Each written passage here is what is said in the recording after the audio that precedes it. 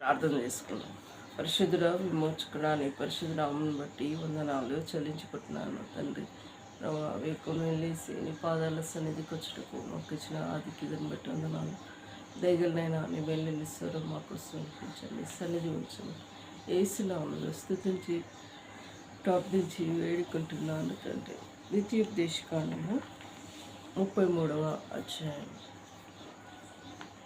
కనిపిస్తుందా? దైవజనుడైన మోషే మృతి నొందిన మునుపు అతడు ఇజ్రాయేలును దీవించెను విధము ఇది. అతడిట్లనెను, యెహోవా సినాయి నుండి వచ్చెను, కెరీరులో నుండి వారికి ఉదయించెను. ఆయన పారాను కొండ నుండి ప్రకాశించెను. 1000 పరిశుద్ధుల సమూహముల మధ్య నుండి ఆయన వచ్చెను. ఆయన కుడిపార్శ్వమున అగ్ని జ్వాలలు మెరియుచుండెను. 5వ వచనం, 3వ వచనం. ఇసుడు అనిపిస్తుంది.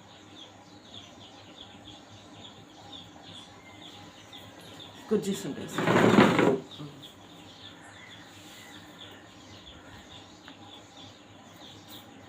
3వ వచనం.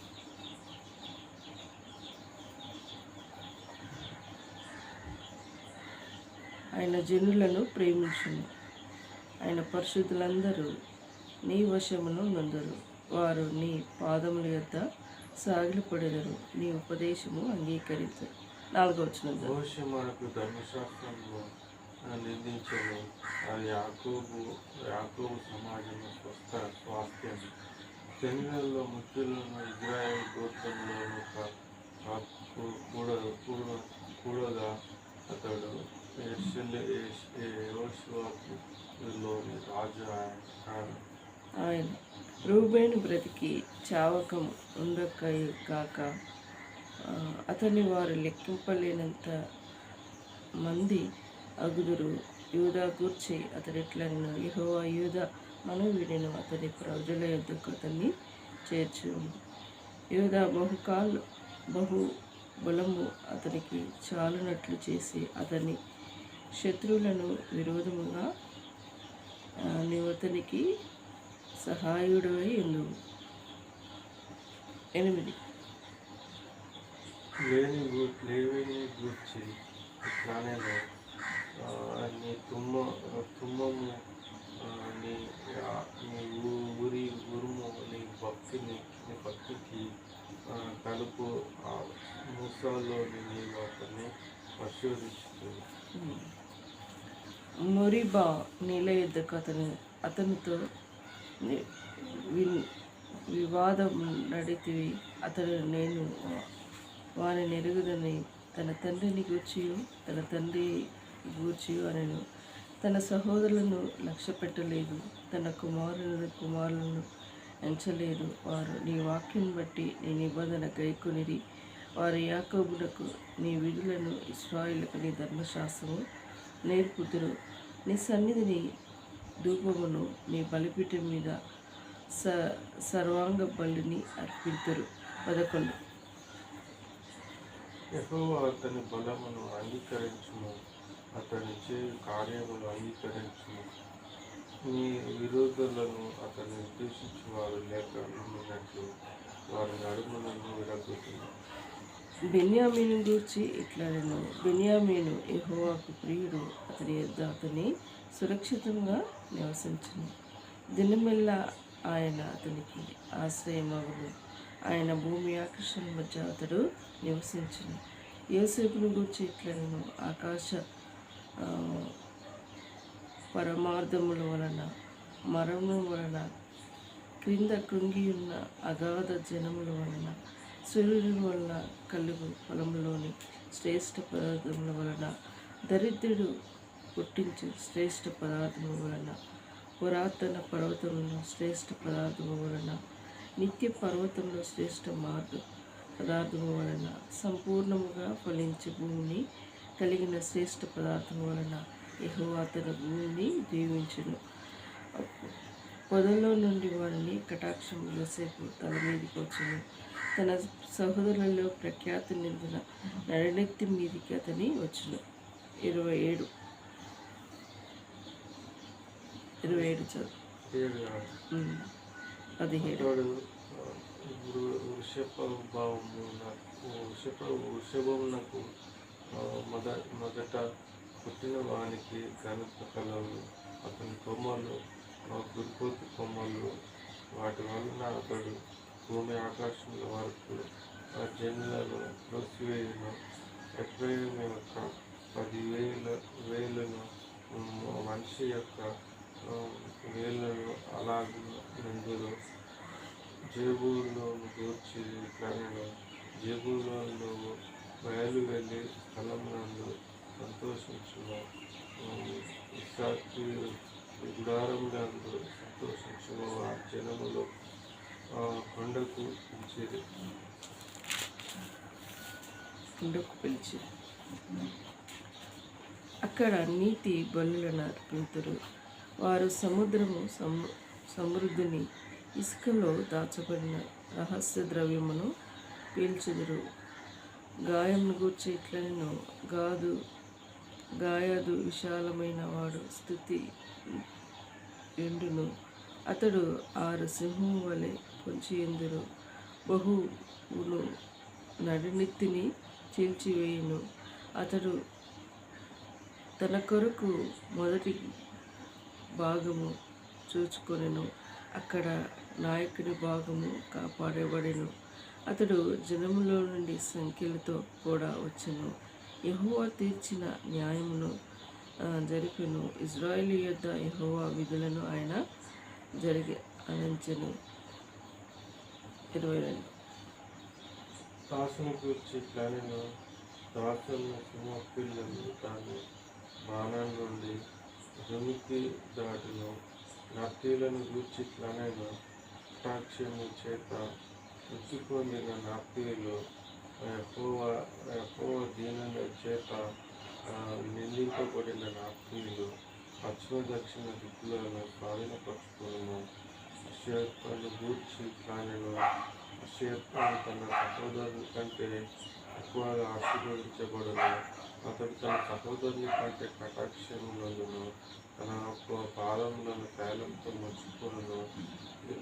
నీ కమ్మలు ఇనుపములు ఇత్తడి అయిన యూదును.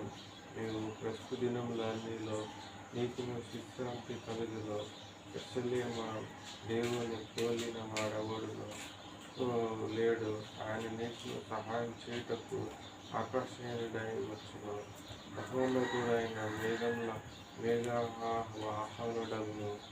శాశ్వతుడైన దేవుడు నీకు నివాస స్థలము. నిత్యముగా నుండి బహువులు క్రింద నుండును. ఆయన నీ వద్ద నుండి ఎదుట నుండి శత్రువులను విరగొట్టి నశింపజేసెను. ఇజ్రాయేలు నిశ్చయముగా నశించును. యాకోబు ప్రత్యక్షమగును. తన ధాన్యము ద్రాక్షారసము గల దేశంలో నుండును. అతనిపై ఆకాశం మంచును కురిపించును. ఇశ్రాయేలు నీ భార్య ఎంత గొప్పది. యెహోవా రక్షించు నిన్ను పోలినవాడెవడు? ఆయన నీకు సహాయకరమైన కేడుము, నీకు ఔన్నత్యము కలిగిన ఖడ్గము. నీ శత్రువులు నీకు లోబడినట్లుగా వారు దేశమును చేసివేయను. నీవు వారి ఉన్నత స్థలమును త్రొక్కుదు. దేవుడి మాటలు దీవించి ఆశ్రయించిన లాస్ట్ వచనంలో అంత చదువుకున్నాను.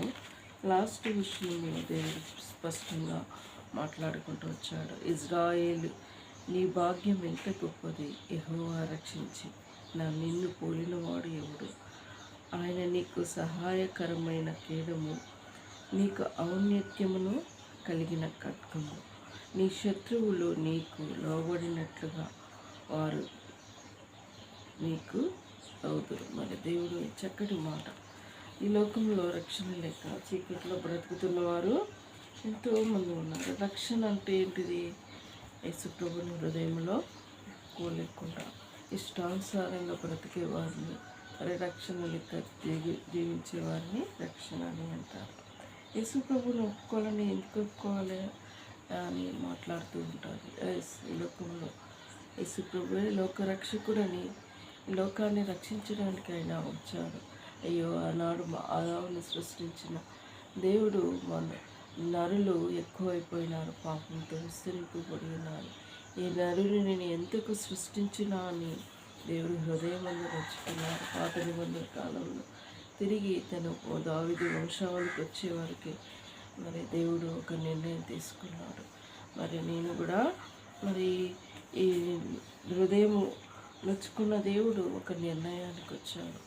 మరి తన ప్రియ కుమారుణ్ణి ఈ లోకానికి పంపాడు. మరి ఎంత గొప్ప విషయం. మానవులు కూడా మనం ఆలోచిస్తూ ఉంటాం. ఏదైనా బాగా నష్టం జరిగినప్పుడు ఒక నిర్ణయం తీసుకుంటాం, ఇలా జరగకూడదు మళ్ళా అని ఆలోచించి తీసుకుంటూ ఉంటాం. అదేవిధంగా దేవుడు కూడా ఆలోచించారు. భూమి మీద నరులు చాలా విస్తరింపబడిపోతూ ఉన్నారు. జనులు ఇష్టానుసారంగా బ్రతుకుతూ ఉన్నారు. దేవునికి కోపం వస్తూ ఉన్నది. ఎట్లా ఎట్లా ఎట్లా అని ఆలోచిస్తూ ఉన్నారు. తీరా మరి ఆదాము దావీదు వంశాలకు వచ్చినాక దేవుడు ఒక నిర్ణయానికి వచ్చి మరి తన ప్రియ కుమారుని లోకానికి పంపి దానికి సిద్ధపడ్డారు. దావీదు వంశాలకు వచ్చేటికి యోసేపు మరియమ్మకి వారికి ప్రదానం చేయబడిన వారికి మరి ప్రదానం చేయబడుతున్నాయి. మరియమ్మ ఎంత ధన్యురాలై ఉన్నదో దేవుని దృష్టికి. మరి ఆమె గర్భం ఉంచుకొని ఆమె పరిశుద్ధాత్మ ద్వారా మరి స్వప్నమందు మరి దర్శనము యోసేపుకి కలిగించి మరి ఆమె ముందే చెప్పాడు దేవుడు యోసేపుకి, నీ భార్య పరిశుద్ధాత్మ ద్వారా గర్భం ధరిస్తుంది, యేసుని లోకరక్షకుడుగా పుడతాడు, నువ్వు యేసుని పేరు పెడతావు అని స్వప్నమందు దేవదూత యేసేపుకి కనబడి చెప్పినప్పుడు వింటాడు. కానీ అది తన హృదయమందు రహస్యంగా ఆమెను విడడాలని ఉద్దేశిస్తూ ఉంటాడు. నేను ఒప్పుకుంటానే కరెక్ట్గానే సమాజంలో పెళ్లి కాకతోనే ఎవరైనా ప్రెగ్నెన్సీ అయితే ఎవరు ఏమనుకుంటారు అన్న ఆలోచనతోనే ఏమో చెప్పలేము. మానవుడేమో ఆనాడు ఉన్నట్టు ఈనాడు కూడా ఉంటుంది. పెళ్లి కాకతోనే ఎవరైనా వేరే వ్యక్తితో సంబంధం కలిగి ఉంటే సామాన్యంగా ఆ వ్యక్తి ఆమెను ఇష్టపడు. ఎవరో మంచి వ్యక్తులు అయితే, క్షమించే గుణం కలిగిన వ్యక్తి అయితే ఆ వ్యక్తిని స్వీకరిస్తూ ఉంటారు. క్షమించే మనసు ఈ రోజులలో ఎవరికైనా ఉన్నదా? అంతసేపు పాపంతో శాపంతో జీవించే వ్యక్తులుగా ఉన్నారు. యోసేపు కూడా అలానే ఉన్నాడు. రహస్యమిగా ఆమెను విడనాడాలని ఉద్దేశించినప్పుడు మళ్ళా స్వప్నమందు దర్శనం పొంది చెప్తే అప్పుడు ఆమెను చేర్చుకొని మరి డెలివరీ అయ్యేంత వరకు యోసేపు మరియమ్మను ఒక జతగా జీవించారు. లోకరక్షకుడు ఈ లోకానికి జన్మించారని జ్ఞానులకు ముందే తెలియబడింది. జ్ఞానులు అంటే గొర్రెలు కాచేవారు. అయితే ఆకాశ నక్షత్రము పైన చూస్తూ ఉన్నది. జ్ఞానులని నడిపించారు యేసు పుట్టిన కాడికి. ఆ నక్షత్రం వారికి వెలుగుగా ఉండి నడిపించారు. తూర్పు జ్ఞానులు వచ్చి ఆయనకి బంగారు సామ్రాణి బోలాన్ని సమర్పించారు. నిజమే, ఈ లోకంలో ఒక శిశువు జన్మించిందంటే ఆ ఇంట్లో ఎంతో సంతోషం ఉంటుంది. తల్లి కూడా మరి తన పడ్డ ప్రయాసం అంతా వారం బరువు అంతా మర్చిపోయి శిశువు కుమారుడు పుట్టిన తల్లి సంతోషిస్తూ ఉంటారు. అదేవిధంగా తన తల్లి కూడా మరియమ్మ తనకు కుమారుని జన్మించాలని సంతోషించేవారు. మరొక తండ్రి కూడా మన కోసము ఆయన ప్రియ కుమారుని మన కోసము పంపాడు. ఎందుకు పంపాల్సి వచ్చింది? ఈ లోకంలో మానవులు అందరూ పాపంతోనే శాపంతోనే జీవించుకుంటూ వచ్చారు. దేవాది దేవుడు మన కోసం పంపాడు. 33 సంవత్సరాలు తన తల్లిదండ్రులు చెప్పినట్టు విని గృహంలో మరి చెప్పినట్టు విన్నారు. ఆ తర్వాత తన పరలోక తండ్రి పంపిన గుర్తెరిగి సువార్త చేయటానికి బయటికి వెళ్ళారు. ఆయన సువార్త చేస్తూ ఉంటే ఎంతోమంది ఆయన కాడ కూర్చొని ఆయన వాక్యం వినినవారుగా, ఆయన బోధలు వినినవారుగా ఉన్నారు. అలానే ఉంటూ ఉంటూ ఉంటూ కూడా ఆకలితో ఉన్నవారికి కూడా దేవుడు 5,000 మందికి ఆహారాన్ని సిద్ధపరిచిన దేవుడు. 5 రొట్టెలు 2 చేపలు ఆశీర్వదించగా 5,000 మందికి భోజనం పెట్టిన దేవుడు. ఆనాడు నుండి ఈనాటి వరకు ఆశీర్వదించడానికే మనల్ని పిలిచాడు, కానీ శపించడానికి, శాపపూరితమైన జీవితాన్ని బ్రతకాలని దేవుడు కోరలేదు. ఇప్పుడు మనుషులు మానవులు ఆకాశం తట్టి తెరిచేస్తూ ఉన్నారు వర్షం కోసం. ఇప్పుడు వర్షం రాకుంటే మరి చెరువులలో ఉన్న నీళ్ళు ఎండిపోతాయి, కరువు అనేది ఏర్పడుతూ ఉంటుంది. దేవుడు కనికరించకుంటే, వర్షాలు ఇవ్వకుంటే వేసిన పంట ఎండిపోతూ ఉంటాం. మరి ప్రజలు బాధపడుతూ ఉంటారు కదా. అందుకోసమే ఆయన బిడ్డలమైన మనము ప్రార్థిస్తూ ఉన్నాం. ప్రభా కనికరించు ప్రభా, జాలి చూపించు ప్రభా, ఆకాశ గుప్పులు ప్రభా, మాకు సమృద్ధి నీరుని అనుగ్రహించి ప్రభా, వర్షాన్ని ఈ ప్రభాని ప్రార్థిస్తూ ఉన్నాం. ఎందుకంటే ఆయన ప్రేమ స్వరూపి. ఈ లోకంలో ఎవరు లేరు ప్రేమ కలిగిన వారు. అందరూ పాపంతో శాపంతో ఉన్నవారు, కఠినాత్ములు, క్రూరమైన మనుషులుగా ఉన్నారు. కానీ దేవాది దేవుడు ఆయన ప్రేమ స్వరూపి అని పెట్టబడింది కాబట్టి, ప్రేమ కలిగిన దేవుడు ఈ లోకం తట్టు చూడక మనల్ని ఆయన నమ్మిన బిడ్డలకు తిరిగి మరి జాలి చూపి మనం చేసే ప్రార్థన వల్ల ఆయన విని వర్షాన్ని అనుగ్రహించే దేవుడే ఉన్నారు. మరి ఈనాడు అనేకులు ఆకాశం తట్టు తేరు చేస్తూ ఉన్నారు, ఎంతో భక్తులు ప్రార్థన చేస్తూ ఉన్నారు. ప్రభా కనికరించు, ప్రభా జాలి చూపించు. నాడు నేడు నిన్న నేడు ఏకరీతిగా ఉన్న దేవుడు మనం చేసే ప్రార్థన కూడా విన్నవాడుగా ఉంటూ ఉంటాడు. మన అక్కరిలో భాగస్తుడిగా ఉంటూ ఉంటాడు. మనం ప్రార్థించుకున్నప్పుడు మనకు సహాయం చేసే దేవుడే ఉంటాడు. మరి దేవునిపై ఆధారపడిన వారు, దేవునిపై విశ్వసించిన వారు ఇతరులపై ఆధారపడారు. కొందరు అంటూ ఉంటారు, గాలికి దీపం పెట్టి దేవుడు దేవుడు అంటే వస్తాడా? మరి ఆ దీపం పెడితే ఇప్పుడు దేవుడు అనుకుంటే మరి సైన్స్ ప్రకారము ఆయన రేవంత్ రెడ్డి గారు అంటారు, సైన్స్ ప్రకారము ఎలీనా వచ్చింది. మరి పంటలు వర్షానికి కాలానుగుణంగా ఆ వర్షానికి దగ్గర పంటలు వేసుకొని బ్రతుకురి అని చెప్తూ ఉన్నారు. మరి సైన్స్ జ్ఞానం ఉన్న వ్యక్తి మరి ఇంత కోట్ల ఆకాశ మేఘ వర్షాలు కురిపించవచ్చు కదా. ఇంకా దేవుడు కురిపిస్తేనే ఆ వర్షం వస్తుంది. ఈ లోకంలో మానవుడు బ్రతకటానికి ఎంతో జ్ఞానం ఉంది. ఆకాశంలో చంద్రమండలంలో బ్రతకటానికి మనుషుడు అక్కడ స్థలం కూడా సిద్ధపరచుకున్నాడు. కానీ మానవుడు బ్రతకటానికి తిండి అనేది అవసరం. పంట పండిస్తూనే అది ఆహారంగా మనకు మానవుడికి వెళ్తుంది. ఆహారం లేకుండా మానవుడు బ్రతకగలడా? బ్రతకలేదు. నీరు లేకున్నా కూడా బ్రతకలేదు. మానవుడికి కావాల్సినవి ఏంటి? తిండి, గాలి, నీరు, మరి ఇంకేంటిది వెలుతురు, ఇవి అవసరం. 5 అవసరం. భూమి అనేది కూడా అవసరం. భూమి లేకుండా ఆకాశంలో చంద్రమండలం కాడ బ్రతుకుదామని కొంతమంది కోట్లు పెట్టి స్థలం అక్కడ కొనుక్కున్నారు. అక్కడ పోయి బ్రతుకుతారా? మరి బ్రతకలేరు మానవుడు. కానీ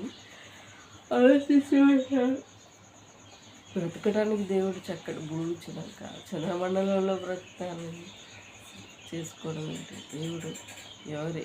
అది చంద్రుడు, భూమి, సూర్యుడికి సూర్యుడికి వెలుగుగా ఉండమన్నాడు. చంద్రుడు ఉదయాస్తమనకు అది నిర్ణయించారు. మానవుడు ఏం చేస్తూ ఉంటాడు? రివర్స్ గేర్ బ్రతకడానికి కూడా ఉపయోగించుకోవచ్చు అని చేస్తూ ఉంటాడు.